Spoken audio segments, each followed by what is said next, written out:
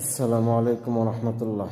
আম্মাজান হজরত আয়েশা সিদ্দিকা রাদিয়াল্লাহু তাআলা আনহা থেকে বর্ণিত, রাসূল করিম সাল্লাল্লাহু আলাইহি ওয়াসাল্লাম ইরশাদ করেছেন, যাদেরকে একাধিক কন্যা সন্তান দান করা হয়েছে এবং এই একাধিক কন্যা সন্তান আসলে আল্লাহ তাআলার পক্ষ থেকে পরীক্ষা, আর এই পরীক্ষায় যে সকল বাবারা ধৈর্য এবং সবরের মাধ্যমে উত্তীর্ণ করতে পারবে, ওই সমস্ত কন্যা সন্তানরাই তার জন্য জাহান্নামের আগুন থেকে পরিত্রাণের মাধ্যম হবে।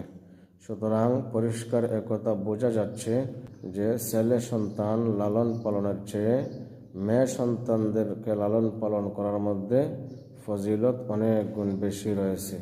আল্লাহ তাআলা সকল কন্যা সন্তানের বাবাদেরকে সন্তুষ্ট থেকে তাদের সাথে ভালো আচার ব্যবহারের তৌফিক দান করুন।